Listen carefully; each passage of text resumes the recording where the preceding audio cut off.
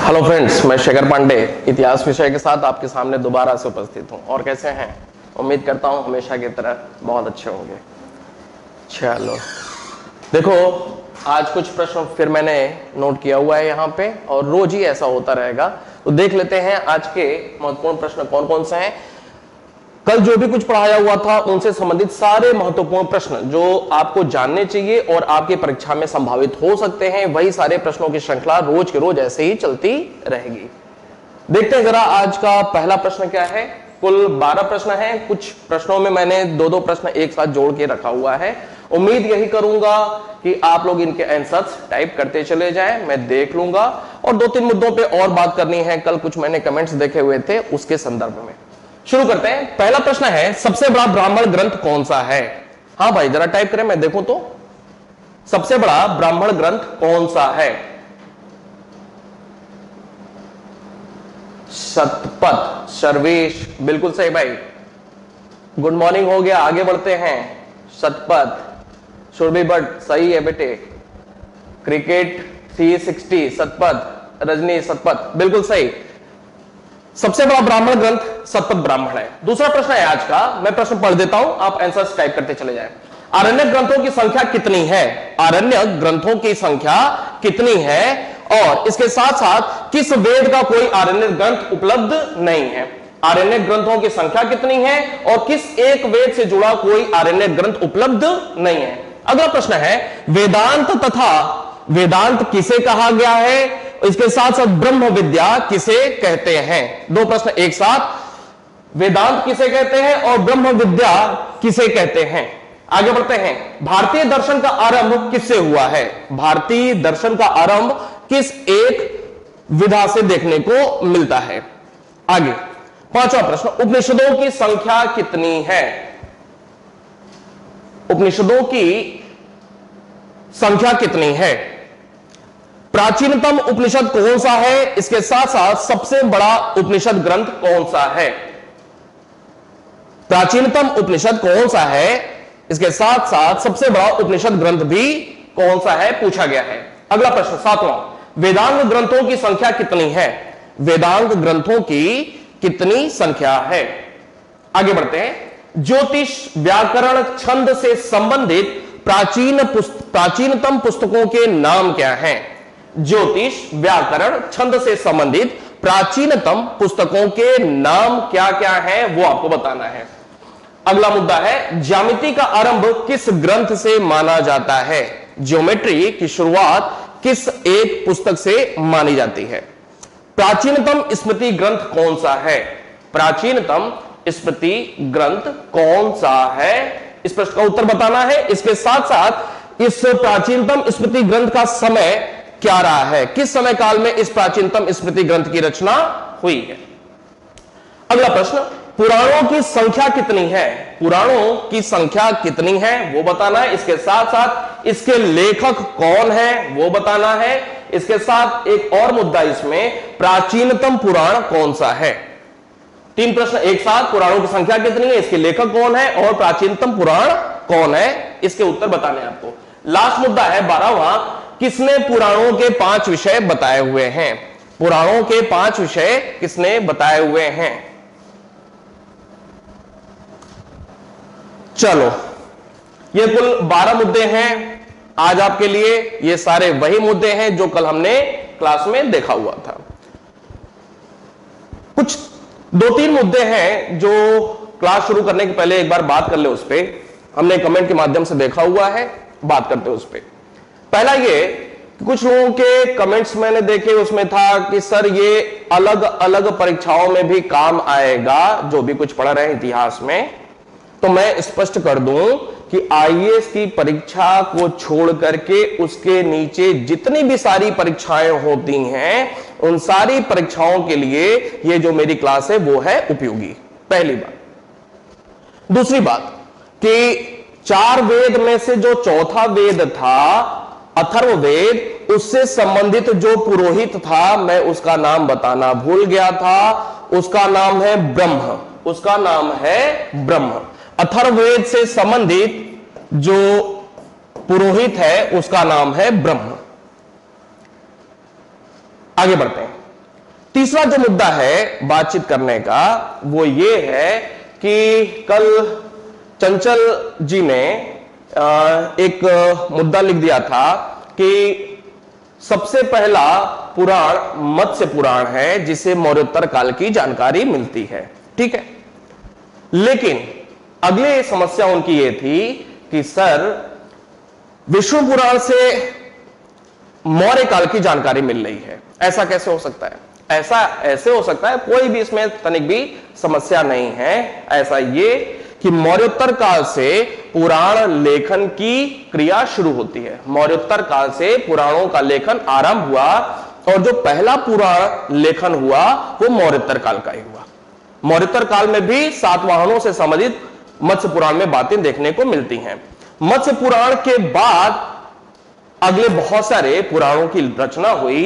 उसी क्रम में एक पुराण था विष्णु पुराण, और विष्णु पुराण में जो समय काल दर्शाया गया है, जिस समय काल की बात की गई, वो मौर्योत्तर न होकर के उसके और पहले की बात बताई गई है, मौर्य काल की बात बताई गई है। बहुत सामान्य सी बात है और कुछ इसमें कठिन मुद्दा नहीं है। ये कुछ 3 मुद्दे थे बात करने के लिए। आगे बढ़ जाते हैं, क्लास शुरू करते हैं आज की। मित्रों, कल हमने ब्राह्मण धार्मिक साहित्य आपको क्लियर किया हुआ था। मैंने आपको शुरू में ही बताया हुआ था कि धार्मिक साहित्य में अगर देखा जाए तो ब्राह्मण धार्मिक साहित्य,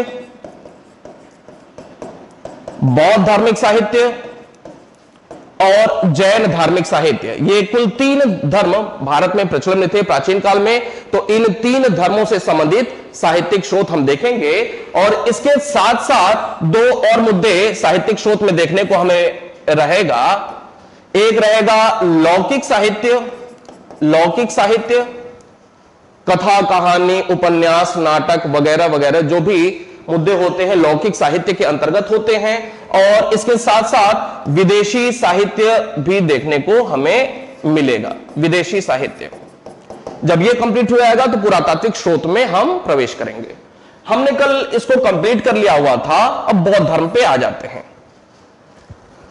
बौद्ध धार्मिक साहित्य, दूसरा मुद्दा हमारा है बौद्ध धार्मिक साहित्य। बौद्ध धार्मिक साहित्य, बौद्ध धार्मिक साहित्य को लेकर के अगर देखा जाए तो जो पहला ही मुद्दा परीक्षा के लिए जो कि सबसे महत्वपूर्ण है, वो पहला ही मुद्दा जो है वो है क्या कि आरंभिक बौद्ध धार्मिक साहित्य किस भाषा में लिखे गए, तो यह थी पाली भाषा। सबसे महत्वपूर्ण मुद्दा पाली भाषा में आरंभिक बौद्ध साहित्य किस भाषा में लिखे गए थे, तो आरंभिक बौद्ध साहित्य सीधे सीधे पाली भाषा में देखने को मिलते हैं। हालांकि समय के साथ जब आगे बढ़ते हैं तो गुप्त और गुप्तोत्तर काल में कुछ बाद में जाकर के, तुरंत ही नहीं, शुरुआत में नहीं, बहुत बाद में जाकर के गुप्त और गुप्तोत्तर अर्थात प्राचीन काल के लगभग अंत काल में देखने को मिल रहा है कि कुछ संस्कृत भाषा में भी देखने को मिलता है। तो पेपर में अगर प्रश्न पूछा जाएगा, कोई एक ऑप्शन आपको टिक करना होगा कि इस भाषा में लिखे गए हैं, तो वो है पाली भाषा में। आगे बढ़ते हैं।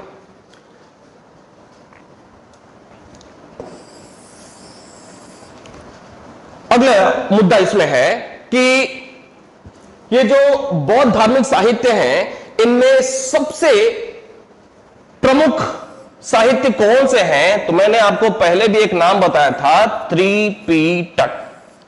त्रिपिटक, त्रि का मतलब 3, पिटक का मतलब टोकरी।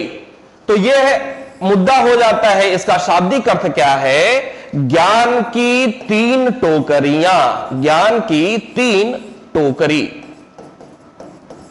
अब ये त्रिपिटक में 3 बातें क्या क्या शामिल हैं, कौन कौन सी 3 ज्ञान की टोकरी है, ज्ञान की 3 टोकरियां कौन सी हैं? सबसे पहला है सुत्त पिटक, सुत्त पिटक, विनय पिटक और अभिधम्म पिटक।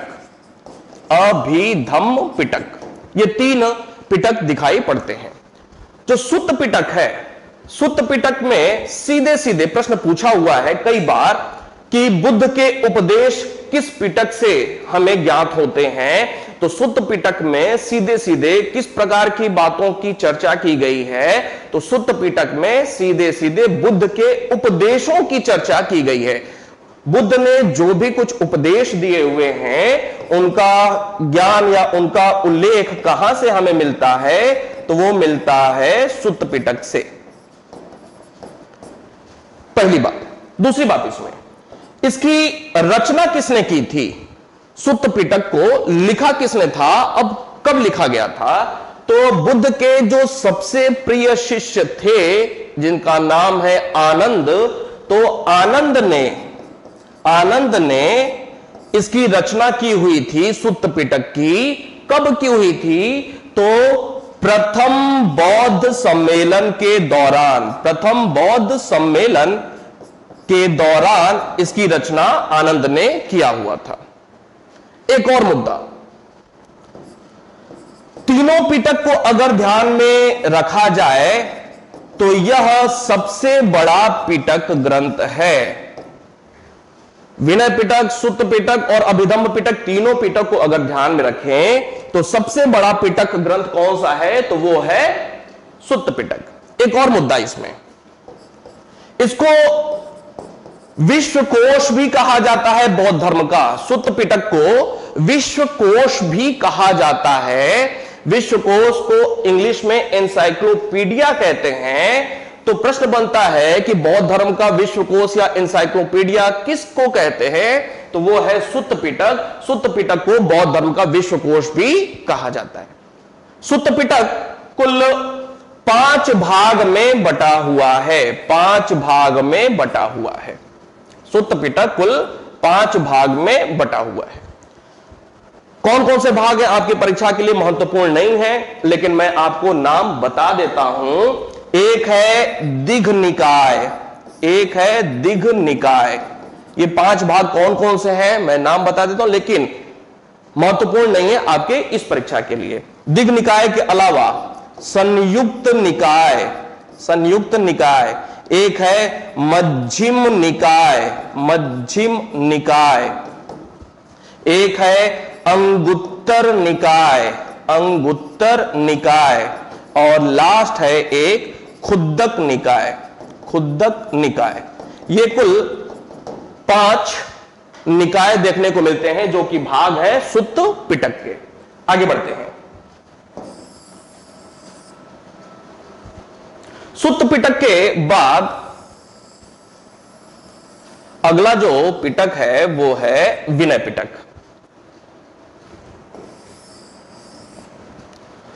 अगला जो पिटक है वो है विनय पिटक। विनय पिटक में क्या बताया गया है? विनय पिटक में सीधे सीधे बौद्ध संघ, संघ का मतलब ग्रुप, बौद्ध धर्म के मतावलंबी जो भी बौद्ध धर्म को मानने वाले लोग थे उनका ग्रुप, तो बौद्ध संघ से संबंधित, बौद्ध संघ से संबंधित जो भी नियम कानून थे, नियम कानून, जो भी विधि देखने को मिलती है वो विनय पिटक में ही देखने को मिलती है। विनय पिटक में किस प्रकार की बात है की गई है? बौद्ध धर्म या बौद्ध संघ से संबंधित नियम कानून या आचार संहिता या विधि जिस एक पिटक में देखने को मिलती है वो है विनय पिटक। अब एक बात और निकल करके आती है, एक शब्द है पत्तिमोक्ष। पत्तिमोक्ष एक शब्द है, ध्यान में रखें इसको, पत्तिमोक्ष। पत्तिमोक्ष का मतलब क्या है बौद्ध धर्म में? जब विधि नियम की बात आ रही है तो एक शब्द प्रयोग होता है पत्तिमोक्ष। पत्तिमोक्ष का मतलब सीधे सीधे है कि बौद्ध धर्म में ऐसी तमाम बातें बताई गई हैं जिन्हें बौद्ध भिक्षुओं को नहीं करना चाहिए। अब जो भी वो सारी बौद्ध भिक्षुओं को नहीं करने वाली बताई गई बातें हैं उन्हें ही पत्तिमोक्ष कहा जाता है। पत्तिमोक्ष का मतलब है न करने योग्य बातें, नहीं करने वाली चीजें, ये पत्तिमोक्ष होता है। आगे बढ़ते हैं। अगला मुद्दा है कि विनय पिटक की रचना किसने की? तो पहले बौद्ध सम्मेलन के दौरान ही पहले बौद्ध सम्मेलन के दौरान ही बुद्ध के एक दूसरा शिष्य था जिसका नाम है उपाली। क्या नाम है? उपाली। उपाली ने ही प्रथम बौद्ध सम्मेलन में ही इसकी रचना की हुई थी। प्रथम बौद्ध सम्मेलन में ही उपाली, जो कि बुद्ध का एक अन्य शिष्य था, उसके द्वारा विनय पिटक की रचना हुई थी। विनय पिटक में बात क्या बताई गई है? बौद्ध संघ से संबंधित नियम कानून, आचार संहिता संबंधी बातें बताई गई हैं। अगला है अभिधम्म पिटक। अभिधम्म पिटक। अभिधम्म पिटक में क्या बातें बताई गई हैं? अभिधम्म पिटक का जो विषय है वो है बौद्ध धर्म की जो भी दार्शनिक और रहस्यात्मक बातें हैं, बौद्ध धर्म की जो भी दार्शनिक कैसी बातें होती हैं? रहस्य से भरी हुई होती हैं। तो रहस्यात्मक जो भी बातें हैं उनका उल्लेख, उनका विवरण, उनका वर्णन कहां मिलता है? अभिधम्म पिटक में मिलता है। बौद्ध धर्म की फिलोसॉफिकल सारे डॉक्ट्रिन्स, सारी बातें, सारे उनके मंतव्य अभिधम्म पिटक में देखने को मिलते हैं। रचना किसने किया? तो इसकी रचना तीसरा बौद्ध सम्मेलन जो हुआ था पाटलिपुत्र में, तीसरा बौद्ध सम्मेलन। कौन सा सम्मेलन? तीसरा बौद्ध सम्मेलन जो हुआ था पाटलिपुत्र में। मैं डिटेल में बाद में बताऊंगा ये सब कुछ। तीसरे बौद्ध सम्मेलन के दौरान ही उस सम्मेलन की जो अध्यक्षता जो बौद्ध गुरु कर रहे थे, जिनका नाम है मोगली पुत्त तिस। मोगली पुत्त तिस। मोगली पुत्त तिस नाम थोड़ा सा टेढ़ा है इनका। मोगली पुत्त तिस ने अभिधम्म पिटक की रचना की हुई थी। बात जाकर के यहां पे कंप्लीट हो जाती है पिटक संबंधी। आगे अगली किताब देखते हैं। अगली जो किताब है महत्वपूर्ण, वो है जातक ग्रंथ। जातक ग्रंथ। जातक ग्रंथ बहुत ही महत्वपूर्ण और प्राचीन कालीन इतिहास की जानकारी का एक श्रेष्ठ स्रोत माना जाता है। मुद्दा ये नहीं है पेपर में क्या पूछा जाएगा, सीधे वहां पे आते हैं। जातक ग्रंथ में किस प्रकार की बातें देखने को मिलती हैं? तो पहला मुद्दा है इसमें कि बुद्ध के 550 पूर्व जन्मों की काल्पनिक कथा बताई गई है। अब भाई मैं इस जीवन में शेखर पांडे हूं, अब पिछले जन्म में मैं क्या था, उसके पिछले जन्म में क्या था, उसके पिछले जन्म में मैं क्या था, यह बता पाना बहुत ही मुश्किल है, असंभव सी बात है। लेकिन मैं अगर कुछ कहूं कि नहीं पिछले जन्म में फलाना था, उसके पहले ये था, उसके पहले ये था, तो ये सारी बातें गल्प बातें होंगी, काल्पनिक बातें होंगी। ठीक वैसे ही बुद्ध के 550 पूर्व जन्मों की बात कहां बताई जा रही है? जातक ग्रंथों में। तो निश्चित रूप से यह किस प्रकार की बातें होंगी? काल्पनिक बातें होंगी, कल्पनाओं से भरी हुई बातें होंगी, काल्पनिक बातें। बुद्ध के 550 पूर्व जन्मों की काल्पनिक बातों की जानकारी कहां से मिलती है? जातक ग्रंथों से मिलती है। एक दूसरा प्रश्न बनता है, यहां पे कुल दो प्रश्न बनते हैं। एक दूसरा प्रश्न बनता है, जातक ग्रंथों में बहुत सारी जो बातें लिखी हुई हैं उनके कुछ अंश किस जगह पे खुदे हुए मिले हैं? किस जगह पे खोद खोद करके उत्कीर्ण किए हुए मिले हैं? तो आपने नाम सुना होगा सांची का नाम, सांची स्तूप का नाम। सांची और भरहुत दो स्तूप हैं। सांची और भरहुत स्तूप पर कुछ अंश जातक ग्रंथों के लिखे मिले हुए हैं। ये दो मुद्दे बनते हैं जातक ग्रंथों को लेकर के परीक्षा पॉइंट ऑफ व्यू से। पहला, ये बुद्ध के 550 पूर्व जन्मों की कथाएं हैं, काल्पनिक कथाएं हैं। दूसरा, जातक ग्रंथों के कुछ अंश लिखे हुए मिले हैं। कहां से? सांची और भरहुत स्तूप से मिले हुए हैं कुछ अंश लिखे हुए। बात जाके यहां पे कंप्लीट हो जाती है। अगली किताब, अगली जो किताब है वो है अंगुत्तर निकाय। अंगुत्तर निकाय। बहुत ही पॉपुलर, बहुत ही उपयोगी यह ग्रंथ है। महाजनपद काल में जब वैदिक काल पढ़ लेंगे, उसके बाद जो समय काल है उसको कहा जाता है महाजनपद काल, 6ठी सदी ईसा पूर्व का समय काल। उस महाजनपद काल में भारत में कुल 16 महाजनपद दिखाई पड़ते हैं। महाजनपद का मतलब जनपद आप समझते होंगे जिला, और यही जिला जब क्षेत्र में या क्षेत्रफल में आकार में बड़े हो जाते हैं, आसपास के कुछ अन्य क्षेत्रों को जीत करके किसी जनपद में अपने आप का क्षेत्र बहुत बड़ा बना लिया हो, तो उसी कहते हैं महाजनपद। 16 महाजनपद दिखाई पड़ते हैं महाजनपद काल में। तो इन 16 महाजनपद की जानकारी जिस पुस्तक से मिलती है वो है अंगुत्तर निकाय। 16 महाजनपद की जानकारी प्रामाणिक रूप से कहां से मिलती है? वो है ग्रंथ अंगुत्तर निकाय। प्रामाणिक रूप से क्यों? प्रामाणिक रूप से इस वजह से क्योंकि अंगुत्तर निकाय के अलावा 2 अन्य ग्रंथ हैं जहां से 16 महाजनपद की जानकारी मिलती है। जैसे एक ग्रंथ है महावस्तु, बौद्ध धर्म से ही संबंधित यह भी पुस्तक है, एंड जैन धर्म से संबंधित एक पुस्तक है भगवती सूत्र। यहां से भी 16 महाजनपद की जानकारी मिलती है। लेकिन समस्या क्या आती है? फिर से रिपीट करता हूं, अंगुत्तर निकाय से 16 महाजनपद की जानकारी मिलती है। बहुत ही महत्वपूर्ण तथ्य है, कभी भी परीक्षा में बनता है यह प्रश्न। 16 महाजनपद की प्रामाणिक जानकारी अंगुत्तर निकाय से मिलती है, लेकिन 16 महाजनपदों की जानकारी 2 अन्य किताबों से भी मिलती है, महावस्तु और भगवती सूत्र। लेकिन इन दोनों से, महावस्तु और भगवती सूत्र से जो जानकारी मिल रही है, 16 महाजनपद के नाम मिल रहे हैं, लेकिन नामों में थोड़ा सा अंतर दिखाई पड़ रहा है।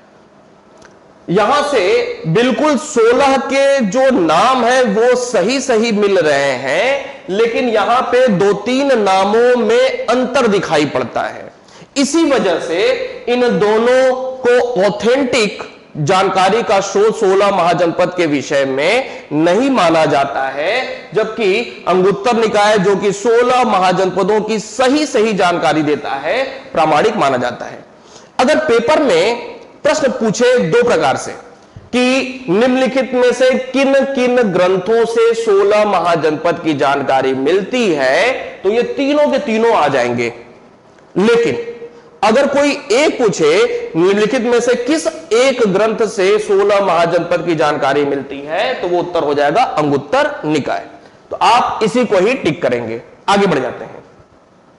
अगले जो पुस्तक है वो है मिलिंद पन्हो। बहुत ही महत्वपूर्ण बौद्ध ग्रंथ है ये। यहां पे 2 बातें हैं, एक तो है मिलिंद और एक है पन्हो। पन्हो पाली भाषा का शब्द है। पन्हो का मतलब होता है पूछना। मिलिंद ने पूछा। अब क्या पूछा, किससे पूछा?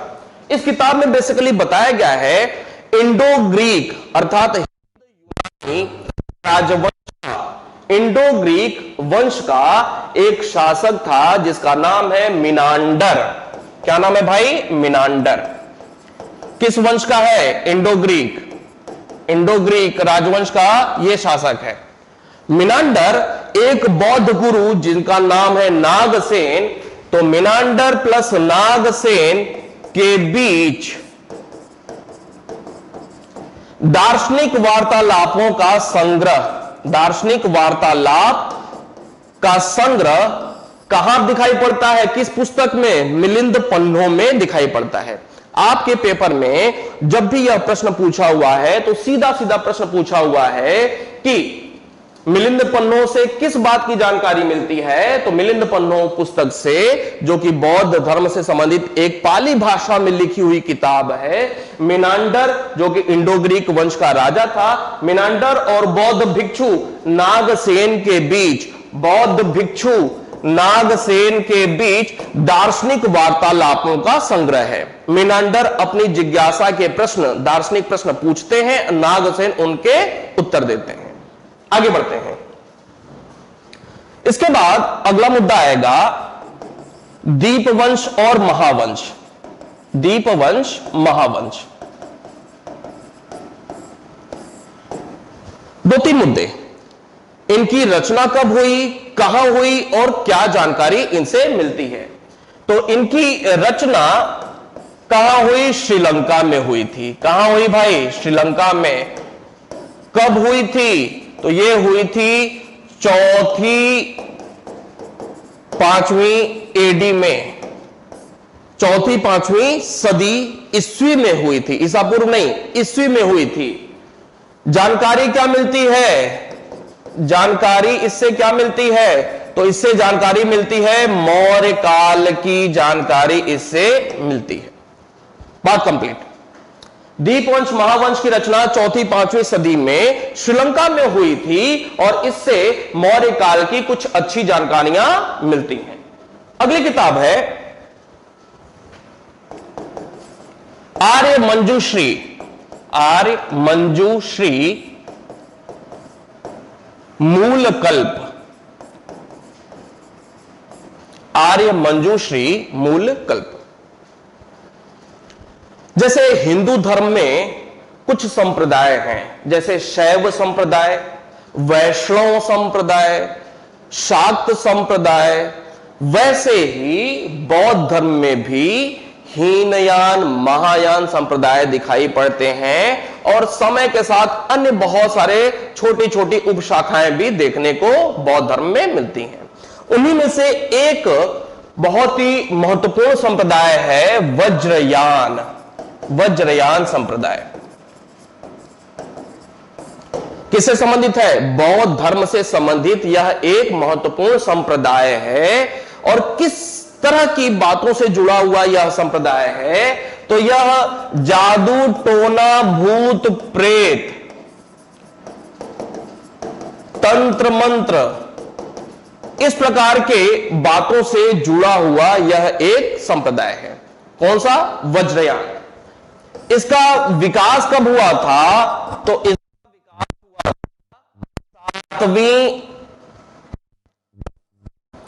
इसका विकास हुआ था 7वीं 8वीं सदी वज्र विकास हुआ संप्रदाय के तौर पे। इस वज्रयान संप्रदाय से ही संबंधित यह पुस्तक है। वज्रयान संप्रदाय से ही संबंधित यह पुस्तक है जिसमें जादू टोना भूत प्रेत तंत्र मंत्र संबंधी बातें देखने को मिलती हैं। फिर से आर्य मंजूश्री मूल का पुस्तक बौद्ध धर्म की एक संप्रदाय, एक शाखा वज्रयान से संबंधित है जिसमें जादू टोना भूत प्रेत तंत्र मंत्र आदि संबंधी बातें देखने को मिलती हैं। आगे बढ़ते हैं। इसके अलावा कुछ पुस्तकें अश्वघोष। अश्वघोष एक बहुत ही महत्वपूर्ण, अश्वघोष एक बहुत ही महत्वपूर्ण प्रमुख बौद्ध गुरु रहे हैं, बौद्ध संत रहे हैं। इन्होंने कुछ पुस्तकों की रचनाएं की। जैसे एक है बुद्ध चरित, बुद्ध के विषय में और बौद्ध धर्म के विषय में जानने का बहुत ही ऑथेंटिक एक स्रोत है बुद्ध चरित, बहुत प्रामाणिक किताब है। दूसरी सारिपुत्र प्रकरण। सारिपुत्र प्रकरण नाटक है। सारिपुत्र प्रकरण एक नाटक है और गौतम बुद्ध का एक बहुत ही प्रिय शिष्य था सारिपुत्र, उसी को आधार बना करके यह नाटक लिखा गया है। एक और पुस्तक है मोगलायन। मोगलायन बौद्ध धर्म से संबंधित किताबें हैं। इनकी रचना, इन तीनों किताबों की रचना किसने किया था, बौद्ध गुरु अश्वघोष ने। मोगलायन भी एक नाटक है और मोगलायन भी बुद्ध का एक बहुत ही प्रमुख शिष्य होता था, उसको आधार बनाकर के अश्वघोष ने एक नाटक और लिखा हुआ था। बात यहां पे जाकर के बौद्ध धर्म से संबंधित जो भी प्रमुख किताबें थी वो हो चुकी हैं। अगला जो मुद्दा है वो है जैन धार्मिक साहित्य। जैन धार्मिक साहित्य। जैन धार्मिक साहित्य। जैन धार्मिक साहित्य को लेकर के जो पहली बात निकल करके आती है, इन जैन धार्मिक साहित्यों की रचना किस भाषा में की गई थी? प्रारंभिक स्तर पे जो जैन धर्म से संबंधित पुस्तकें लिखी गई थी, उनकी भाषा क्या थी? तो अर्धमागधी लिपि या प्राकृत भाषा, प्राकृत भाषा में प्रारंभिक जैन धर्म से संबंधित पुस्तकें लिखी गई थी। हालांकि हिंदू धर्म के प्रभाव में बाद में अर्थात गुप्त और गुप्तोत्तर काल में जाकर के कुछ जैन धर्म से संबंधित पुस्तकें संस्कृत में भी लिखी गई थी, ध्यान में रखेंगे। लेकिन आपके परीक्षा में सीधे सीधे जो प्रश्न पूछा जाएगा उसका उत्तर आपको प्राकृत भाषा या अर्धमागधी लिपि ही टिक करना है। आगे बढ़ते हैं। अब ये जो प्रारंभिक जैन धार्मिक साहित्य थे, इनकी रचना किसने किया हुआ था? तो इनकी रचना आपको पता होगा, जैन धर्म दो संप्रदायों में बटा हुआ है, श्वेतांबर और दिगंबर। श्वेत कपड़े पहनने वाले श्वेतांबर होते हैं और जो दिशाओं को ही अपना वस्त्र मानते हैं उन्हें दिगंबर। दिग का मतलब दिशा, अंबर का मतलब वस्त्र, दिशाओं को ही अपना वस्त्र समझने वाले दिगंबर कहलाते हैं। तो इनकी प्रारंभिक जैन धार्मिक साहित्य की जो रचना हुई थी, उनकी रचना का श्रेय श्वेतांबर संप्रदाय के आचार्यों को जाता है। श्वेतांबर संप्रदाय के आचार्यों द्वारा इनकी रचना हुई थी। आगे बढ़ते हैं। जैन धार्मिक साहित्य की अगर बात किया जाए तो 4-5 बहुत ही महत्वपूर्ण पुस्तकें दिखाई पड़ती हैं और इनका जो समूह रूप में नामकरण हुआ है वो हुआ है आगम ग्रंथ के नाम से। आगम ग्रंथ। प्रारंभिक जैन साहित्य श्वेतांबर संप्रदाय के आचार्यों के द्वारा लिखी गई थी। प्रारंभिक जैन साहित्यों को आगम ग्रंथ कहा जाता है। प्रारंभिक जैन साहित्यों को आगम ग्रंथ कहा जाता है और इनकी संख्या कितनी है? 12 है। आगम ग्रंथों की संख्या कितनी है? 12 है। आगे बढ़ते हैं। अब कुछ प्रमुख इन आगम ग्रंथों के विषय में देख लेते हैं, कौन कौन से नाम हैं। कुछ प्रमुख पुस्तकें जैन धर्म से संबंधित। पहली सबसे महत्वपूर्ण अगर देखा जाए तो वो है भगवती सूत्र। भगवती सूत्र। भगवती सूत्र से दो प्रकार की जानकारी। पहले तो अप्रामाणिक रूप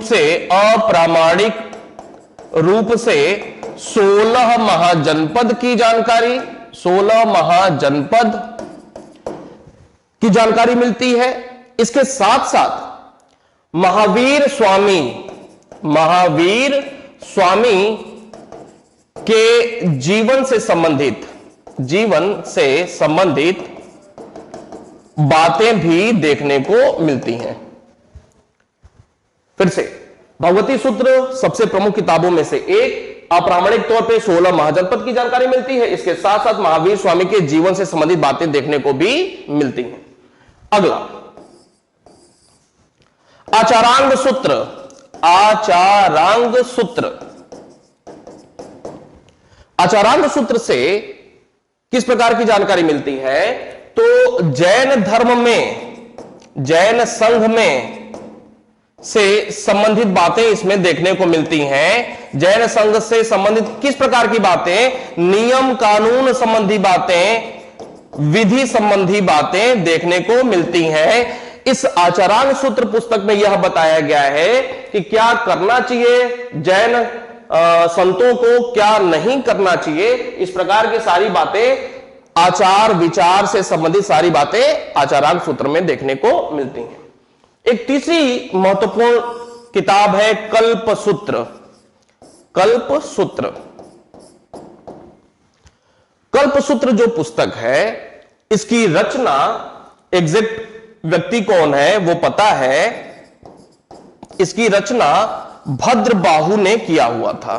भद्रबाहु एक बहुत ही महत्वपूर्ण जैन संत थे। किसके समकालीन थे?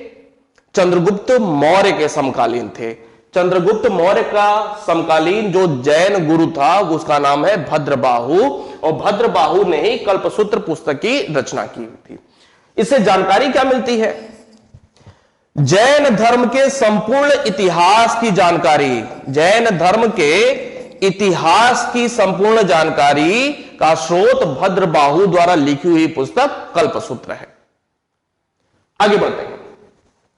अगली जो पुस्तक है वो है नया धम्म कहा। नया धम्म कहा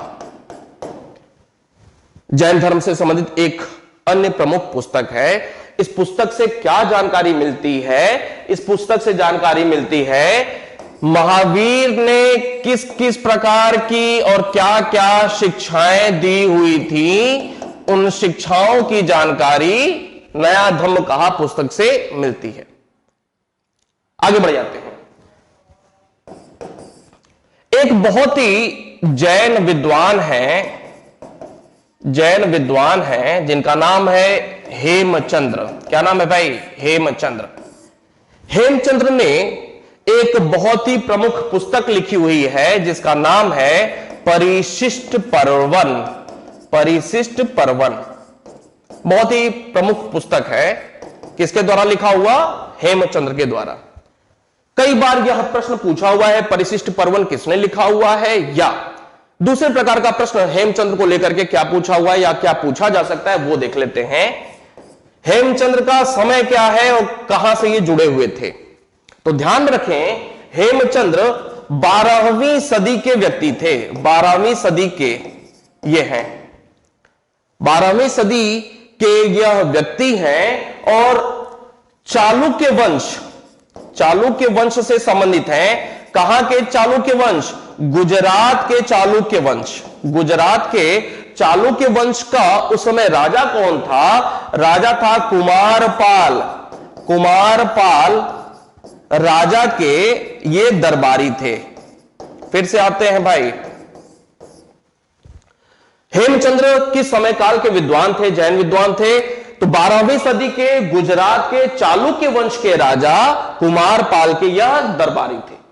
अपने समय के बहुत ही बड़े विद्वान लेखक रहे हैं ये। यहां पे जाकर के जैन धर्म से संबंधित जो भी महत्वपूर्ण किताबें थी वो काम कंप्लीट हो जाता है आपकी परीक्षा पॉइंट ऑफ व्यू से। और अगला जो हमारा मुद्दा है वो है लौकिक साहित्य। लौकिक साहित्य, लौकिक साहित्य में करीब 20-25 पुस्तकें हैं। उनके लेखक कौन है? सीधे सीधे यह प्रश्न पूछा जाता है। तो एक तरफ हम पुस्तकों के नाम देखें, पुस्तक के नाम देखें और उनके लेखक कौन है वो देखते हैं। कुछ प्रमुख पुस्तकें हैं, मैं आपको नाम बताता हूं, आप इनको नोट कर लें। जैसे एक पुस्तक है अर्थशास्त्र। अर्थशास्त्र के लेखक कौन है? बहुतों को पता होगा। नाम है इनका कौटिल्य, या इन्हीं को कहा जाता है चाणक्य, या इन्हीं को कहा जाता है विष्णुगुप्त। एक ही व्यक्ति के 3 नाम ध्यान में रखेंगे। कौटिल्य जब मौर्य पढ़ेंगे तो चाणक्य के विषय में थोड़ा सा डिटेल में देखेंगे। कौटिल्य क्यों कहा जाता है? इस वजह से क्योंकि इनके गोत्र का नाम कुटिल था। कुटिल गोत्र के चाणक्य थे, इस वजह से इनको कौटिल्य कहा गया।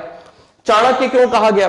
चाणक्य इस वजह से क्योंकि इनके पिता का नाम चणक था। चणक था, चणक के पुत्र होने के कारण इन्हें चाणक्य कहा गया। तीसरा विष्णुगुप्त।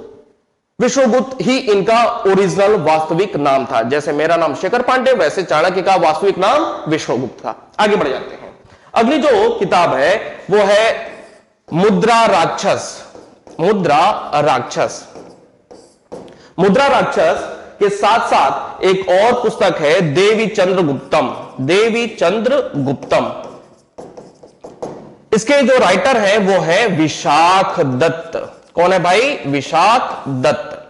अगली पुस्तक है महाभाष्य।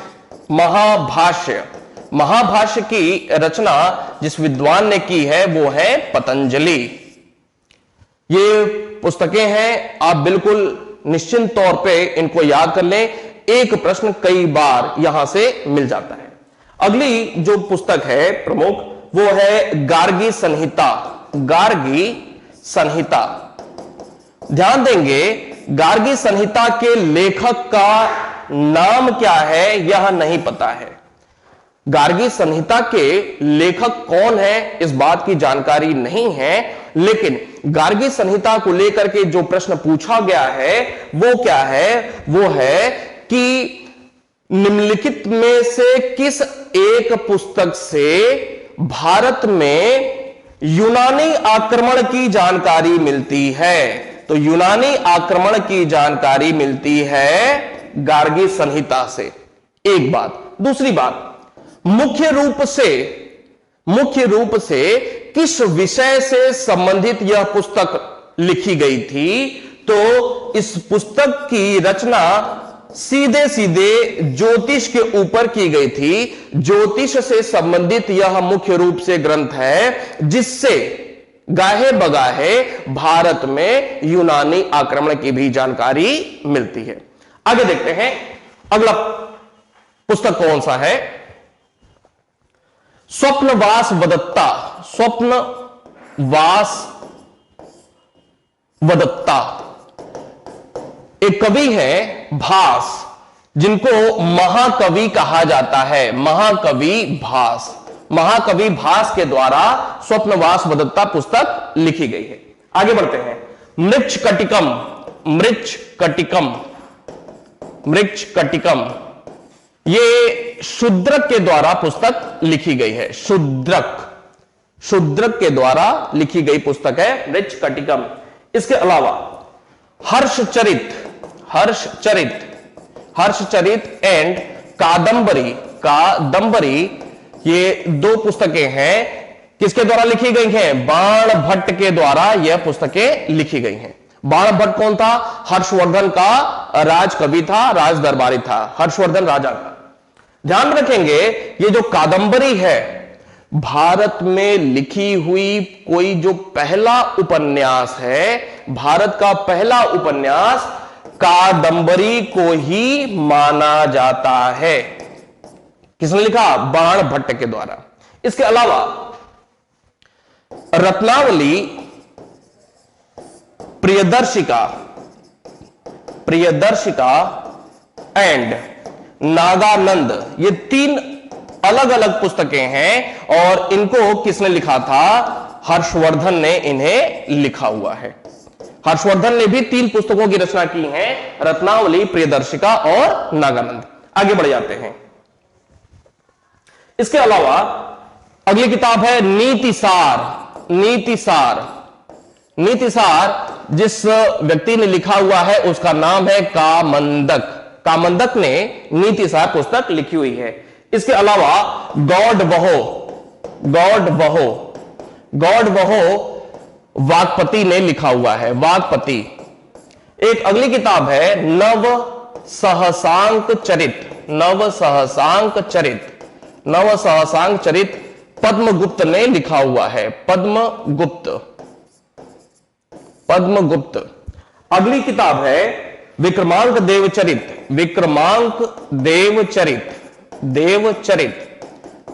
विल्हड़ के द्वारा लिखी हुई यह किताब है। निश्चित तौर पे आप इन्हें याद कर लेंगे, यहां से प्रश्न अवश्य ही पूछा जाता है। कथा सरित सागर सोमदेव के द्वारा लिखी हुई है। सोमदेव। प्रबंध कोश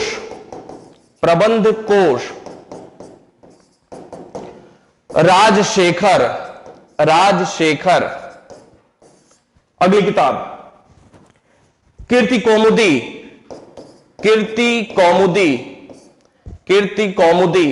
कौमुदी लिखी गई है सोमेश्वर के द्वारा। अगली किताब रामचरित, रामचरित, संध्याकर नंदी, संध्याकर नंदी, संध्याकर नंदी के द्वारा की रामचरित पुस्तक लिखी गई है। आगे बढ़ते हैं। इसके अलावा एक किताब है महत्वपूर्ण, पृथ्वीराज विजय, पृथ्वीराज विजय, पृथ्वीराज विजय किताब लिखी है जयानक ने, जयानक। अगली किताब प्रबंध चिंतामणि, प्रबंध चिंतामणि, प्रबंध चिंतामणि किताब लिखी है मेरुतुंग ने, मेरुतुंग विद्वान का नाम है मेरुतुंग, जिन्होंने प्रबंध चिंतामणि पुस्तक लिखी हुई है। अगली किताब है कुमारपाल चरित, कुमारपाल चरित, कुमारपाल चरित पुस्तक की रचना हेमचंद्र ने ही की हुई है, हेमचंद्र। अगली किताब है कामसूत्र, कामसूत्र, कामसूत्र पुस्तक की रचना वात्स्यायन के द्वारा हुई है।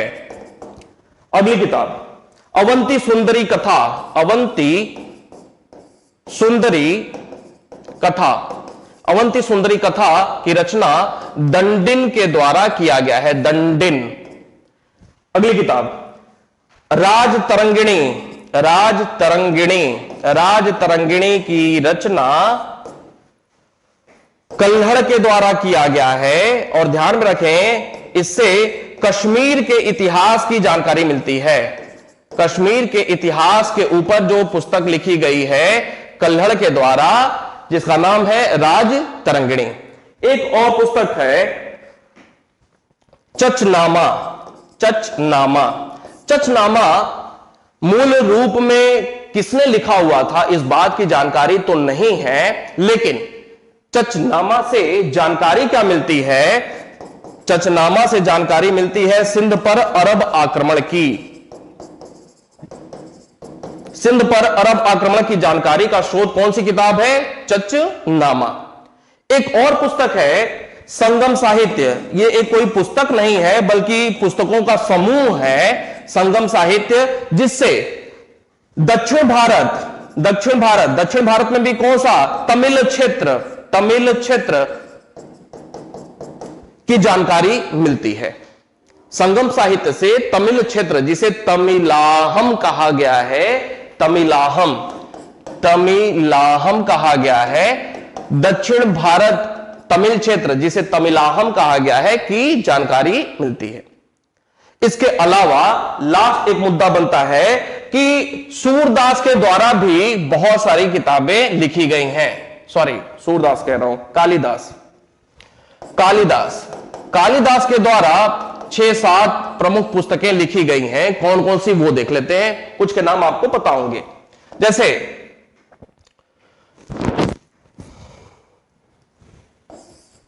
अभिज्ञान शाकुंतलम, अभिज्ञान शाकुंतलम, शाकुंतलम। इसके अलावा रघुवंशम, इसके अलावा ऋतु संहार, ऋतु संहार, इसके अलावा कुमार संभवम, कुमार संभवम, इसके अलावा विक्रमो वर्षीय, विक्रमो वर्षीय, इसके अलावा मेघदूतम, मेघदूतम ईटीसी। ये कुछ प्रमुख पुस्तकें हैं जिनका संबंध सीधे सीधे कालिदास से है। यहां पे जाकर के हमारा लौकिक साहित्य और धार्मिक साहित्य कंप्लीट होता है। 2 मुद्दे और बाकी रह जा रहे हैं, एक है पुरातात्विक शोध का और एक है विदेशी साहित्य का। उम्मीद करता हूं अच्छा लग रहा होगा, इत्मीनान से आप पढ़ाई कर रहे होंगे। मिलते हैं कल फिर, धन्यवाद।